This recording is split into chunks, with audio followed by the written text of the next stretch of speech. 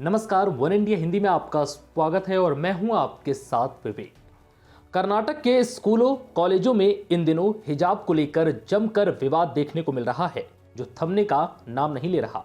एक तरफ हिजाब पहने लड़कियां हैं तो दूसरी तरफ हिजाब के विरोध में प्रदर्शन कर रहे भगवा गमछा पहने छात्र हैं, जो लगातार हिजाब पहनी छात्राओं को प्रताड़ित कर रहे हैं, ऐसा आरोप है और उनका विरोध भी कर रहे हैं। मंगलवार को कुछ वीडियो भी सामने आए जिसमें बुर्का पहनी एक लड़की को बड़ी संख्या में भगवा शॉल पहने लड़कों के द्वारा तंग करते हुए देखा गया। तो वहीं हिजाब पहनकर कॉलेज आने वाली छात्राओं के खिलाफ स्कूल के अन्य छात्रों ने भगवा गमछा पहनकर जमकर विरोध प्रदर्शन भी किया है। इस वीडियो के सामने आने के बाद अब इस पूरे मामले पर कांग्रेस की महासचिव प्रियंका गांधी का बयान सामने आया है। प्रियंका ने इस मामले में ट्वीट किया और लिखा, महिलाओं को अपने हिसाब से कपड़े पहनने का हक है जो कि उनको संविधान से मिला है, चाहे वो बिकनी पहने या घूंघट हो या फिर जीन्स या फिर हिजाब। ये महिलाओं को तय करना है कि उन्हें क्या पहनना है। ये हक उनको भारत के संविधान ने दिया है। महिलाओं को प्रताड़ित करना बंद करो। ट्वीट के आखिर में प्रियंका ने अपने कैंपेन का हैशटैग लड़की हूं लड़ सकती हूं भी लगाया। बता दें कि कर्नाटक के स्कूल कॉलेजों में धार्मिक लिबास पर रोक के आदेश के बाद बवाल मचा है। कई जिलों के स्कूलों और कॉलेजों में छात्रों के समूह आमने सामने हो गए हैं। पथराव की घटनाएं भी आईं। मुस्लिम छात्राएं हिजाब पर रोक का विरोध कर रही हैं तो कई हिंदू छात्र छात्राएं भगवा गमछा और दुपट्टा डालकर कैंपस में नारेबाजी कर रहे हैं। हालातों को देखते हुए कर्नाटक सरकार ने 3 दिनों के लिए स्कूल कॉलेज बंद कर दिए हैं। शिवमोगा में पथराव के बाद धारा 144 भी लगाई गई थी। उडुपी, शिवमोगा, बागलकोट समेत कर्नाटक के अन्य हिस्सों में कुछ शैक्षणिक संस्थानों में मंगलवार को हिजाब के समर्थन और विरोध में प्रदर्शनों के बाद तनाव बहुत बढ़ गया था। इसके बाद पुलिस और प्रशासन को हस्तक्षेप करना पड़ा, लेकिन यह मामला थमने के बजाय अब और ज्यादा गर्माता जा रहा है। नोबेल शांति पुरस्कार विजेता और महिला अधिकार कार्यकर्ता मलाला यूसुफजई ने कर्नाटक में चल रहे हिजाब विवाद पर अपनी चिंता जाहिर की है। उन्होंने ट्वीट कर हिजाब विवाद पर अपनी राय रखी है। हिजाब विवाद से जुड़ी एक स्टोरी को शेयर करते हुए उन्होंने लिखा है, हिजाब पहने हुई लड़कियों को स्कूलों में एंट्री देने से रोकना भयावह है। कम या ज्यादा कपड़े पहनने के लिए महिलाओं पर दबाव डाला जाता है। भारतीय नेताओं को मुस्लिम महिलाओं को हाशिए पर जाने से रोकना चाहिए। बता दें कि 25 साल की मलाला यूसुफजई पाकिस्तान के स्वात से आती हैं। लड़कियों की पढ़ाई के लिए लिखने को लेकर 2012 में तालिबान लड़ाकों ने उनको गोली मार दी थी। इसके बाद से ही वो इंग्लैंड में रह रही हैं। आपको बता दें कि ये पूरा मामला कर्नाटक का है, जहां कुछ लड़कियों ने आरोप लगाया कि हिजाब पहनने के चलते उन्हें कैंपस और क्लास में नहीं जाने दिया गया। हिजाब को लेकर प्रदर्शन पिछले महीने कर्नाटक के उडुपी में सरकारी प्री यूनिवर्सिटी महिला कॉलेज से शुरू हुआ था। उडुपी और चिकमगलुरु में दक्षिणपंथी समूहों ने मुस्लिम लड़कियों को हिजाब पहनने पर आपत्ति जताई थी। बाद में ये विवाद कर्नाटक की सीमाओं से बाहर भी फैल गया, जिससे ये मामला न सिर्फ कर्नाटक बल्कि देश भर में चर्चा में है। इस बीच बढ़ते विवाद को देखते हुए राज्य सरकार ने सभी स्कूल कॉलेजों में यूनिफॉर्म को अनिवार्य कर दिया है। उधर स्कूल कॉलेजों में हिजाब पहना जा सकता है या नहीं, इस बात को लेकर कर्नाटक उच्च न्यायालय सुनवाई कर रहा है। यूपी विधानसभा चुनाव में इस बार भीम आर्मी चीफ चंद्रशेखर आजाद की भी चर्चा हो रही है। इसकी सबसे बड़ी वजह है कि चंद्रशेखर आजाद अब सीधे सीएम योगी आदित्यनाथ को हराने के लिए गोरखपुर से चुनाव लड़ रहे हैं। चंद्रशेखर आजाद खुद को दलित और पिछड़ों का नेता बताते हैं और इन पर मायावती की बीएसपी पार्टी का राजनीतिक जमीन हड़पने की कोशिश करने के भी आरोप लगते हैं। लेकिन क्या आपको पता है कि आखिर चंद्रशेखर आजाद के पास कितना पैसा है और कितने अमीर हैं? आजाद समाज पार्टी के राष्ट्रीय अध्यक्ष चंद्रशेखर आजाद गोरखपुर शहर विधानसभा सीट से मंगलवार को नामांकन दाखिल कर दिया है। चंद्रशेखर आजाद के पास 44.40 लाख की संपत्ति है और अलग अलग जिलों में 16 केस दर्ज हैं। चंद्रशेखर पर सहारनपुर में 8, Ghaziabad, central Delhi, south east, Hathras, Aligarh, Azamgarh और लखनऊ में 1 और मुजफ्फरनगर में 2 मुकदमे दर्ज हैं। चंद्रशेखर आजाद के ऊपर हत्या के प्रयास और सरकारी संपत्ति को नुकसान पहुंचाने के 4 मुकदमे दर्ज हैं। इसके अलावा इन पर आपराधिक साजिश रचने के भी 2 मुकदमे दर्ज हैं। चंद्रशेखर आजाद पर बलवा, मारपीट, घर में घुसकर धमकी देने और कोरोना महामारी एक्ट में भी चंद्रशेखर आजाद पर केस दर्ज हो चुका है। सीएम योगी के खिलाफ नामांकन दाखिल करने के बाद चंद्रशेखर आजाद ने क्या कुछ कहा है, सुनिए। पहला अनुभव है 20 साल से संघर्ष के इस दौर में नौजवान होने के नाते अपनी इस लड़ाई को अंजाम तक पहुंचाना, और मुझे इसलिए भी ज़्यादा उत्साह था कि डॉक्टर बाबा साहब अम्बेडकर जो हमारे आदर्श हैं, उन्होंने कहा कि राजनीतिक सत्ता की मास्टर चाबी से ही सारी तरक्की के रास्ते खुलेंगे और सम्मान भी मिलेगा। तो अब अवसर आया है, नॉमिनेशन दाखिल किया है। अब यहाँ से इसके बाद इस आगे की प्रक्रिया में हम लोग आ जाएंगे और फिर मजबूती से चुनाव लड़ेंगे और जनता समर्थन की अपील करेंगे। कितनी उम्मीद है गोरखपुर की जनता, क्योंकि इसको योगी का गढ़ कहा जाता है? ये गढ़ किस लोकतंत्र में नहीं होता है, वो राजतंत्र में होता है। यहीं से हमने बहुत सारे लोग हारते हुए देखे हैं। जब मैंने पहले भी कई बार कहा, आज भी फिर उसको कोट कर रहा हूँ, TN सिंह मुख्यमंत्री रहते हारे, प्राइम मिनिस्टर इंदिरा गांधी रहते हुए हारी। तो ये लोकतंत्र जनता जिसे चाहे उसे आगे बढ़ा दे। और उत्तर प्रदेश में जो हुआ है, देखिए मुख्यमंत्री जी कहीं कहे थे कि मैं गर्मी में भी मई जून में भी शिमला बना देता हूँ। उन्होंने गोरखपुर को क्या बनाया ये देखना पड़ेगा। गोरखपुर भी 4 महीने के लिए झील बन जाता है। ये मुख्यमंत्री जी का विकास है। चंद्रशेखर आजाद के पास कुल 44.14 लाख रुपए की चल अचल संपत्ति है। इसमें से 26.14 लाख रुपए की चल और 17 लाख रुपए की अचल संपत्ति शामिल है। मई 2017 में जब शब्बीपुर गांव में जाति हिंसा हुई, इसी दौरान चंद्रशेखर को जेल हुई थी।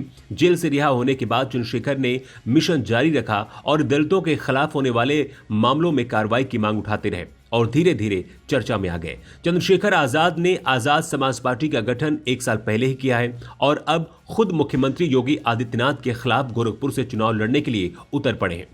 इससे पहले शुक्रवार 4 फरवरी को मुख्यमंत्री योगी आदित्यनाथ ने गोरखपुर शहर सीट से नामांकन दाखिल किया था। इस दौरान उनके साथ अमित शाह भी उनके साथ मौजूद थे। गोरखपुर को करीब से जानने वाले कुछ पत्रकारों का दावा है कि यहां से चंद्रशेखर आजाद चुनाव हार जाएंगे, लेकिन अगर वो चुनाव हार भी जाते हैं तो फिर भी उनको नुकसान नहीं होगा। ऐसा क्यों होगा, इसकी वजह भी जान लीजिए। दलित चेहरा चंद्रशेखर रावण गोरखपुर शहर की सीट से चुनाव लड़ने से उनका राजनीतिक कद बढ़ेगा। चंद्रशेखर दलितों के साथ साथ मुस्लिमों में यह विश्वास जताने में सफल होंगे। इसके साथ ही चंद्रशेखर आजाद दलितों के साथ साथ मुस्लिमों में भी यह विश्वास जताने में सफल हो सकते हैं कि भाजपा के विकल्प में वह खुलकर भाजपा के खिलाफ हैं। इसके साथ ही लोगों के अंदर यह संदेश भी जाएगा कि चंद्रशेखर सीधे मुख्यमंत्री से भिड़ने का दम रखते हैं। ये तस्वीर केरल के पलक्कड़ में स्थित मलमपुरा पहाड़ी की है, जहां एक युवक पिछले 2 दिनों से यहां पर फंसा था। 2 दिन तक भूखा प्यासा पहाड़ की दरार में फंसा रहा और जिंदगी मौत के बीच झूलता रहा। आधी रात सेना को जानकारी मिली, जिसके बाद यहां पर शुरू हुआ रेस्क्यू ऑपरेशन। काफी मशक्कत के बाद युवक को सेना ने सुरक्षित पहाड़ की दरार से निकाल लिया है। भारतीय सेना के जवानों की एक टीम दरार में फंसे इस शख्स को बचाने के लिए बचाव अभियान चला रही थी। पिछले 2 दिनों से यह व्यक्ति यहां पर फंसा था और भूखा प्यासा था, लेकिन यह युवक यहां पर कैसे फंस गया, यहां क्या करने पहुंचा था, सब कुछ आपको इस रिपोर्ट में बताने जा रहे हैं। स्थानीय लोगों के मुताबिक दरार में फंसा युवक बाबू अपने 2 साथियों के साथ चेराड़ पहाड़ी की चोटी पर जाने की योजना बनाई थी, लेकिन बाबू के 2 साथी आधे रास्ते से ही वापस लौट आए थे। लेकिन बाबू ने चोटी की चढ़ाई जारी रखी, लेकिन यहां पहुंचने के बाद वो फिसल कर गिर गया और पहाड़ के किनारे पर चट्टानों के बीच यहां पर फंस गया। इसकी जानकारी किसी को नहीं थी। घंटों तक बाबू पहाड़ की दरार में फंसा रहा और जिंदगी मौत के बीच झूलता रहा, लेकिन जैसे ही प्रशासन को इसकी जानकारी मिली, इसके बाद शुरू हुआ रेस्क्यू ऑपरेशन। सेना की 2 टीमें राहत और बचाव के कार्य में जुटी। ये टीमें मद्रास रेजिमेंट सेंटर वेलिंगटन की हैं, जिसमें पहाड़ पर चढ़ने में एक्सपर्ट भी शामिल थे। ये टीमें देर रात करीब 1:30 बजे सड़क मार्ग से यहां पर पहुंची थी। रिपोर्ट के अनुसार बाबू 30 मीटर की ऊंचाई से एक पहाड़ी के नीचे गिर गया था। अच्छी बात यह थी कि युवक पूरी तरह से सुरक्षित है। राहत और बचाव का काम सुबह 5:45 पर शुरू हुआ था। इलाके में सर्विलांस के लिए ड्रोन की मदद ली जा रही थी, जबकि एक हेलीकॉप्टर सुलूर एयरबेस पर स्टैंड बाई पर खड़ा कर दिया गया था। मामले की गंभीरता को देखते हुए सुबह ही केरल के मुख्यमंत्री पिनाराई विजयन ने ट्वीट करते हुए लिखा, मलम्बुझा की पहाड़ियों पर फंसे युवक को बचाने के लिए पूरे प्रयास किए जा रहे हैं। फिलहाल सेना के बचाव दल की 2 टीमें मौके पर मौजूद हैं। सेना के सदस्य उनसे बात करने में कामयाब रहे हैं। आज बचाव अभियान को और तेज किया जाएगा। भारतीय वायुसेना के हेलीकॉप्टर भी इस अभियान में शामिल होने के लिए तैयार है।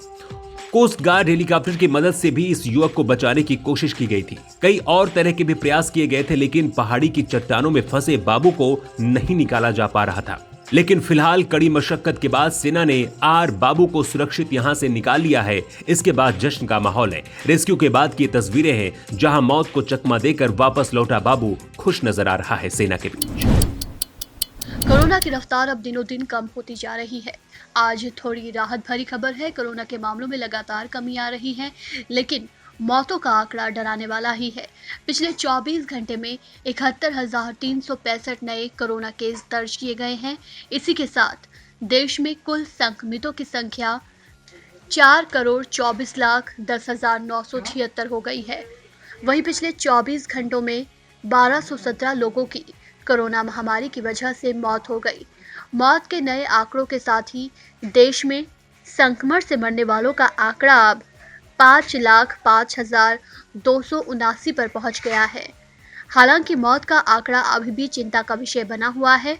देश की रिकवरी रेट 96.70% है।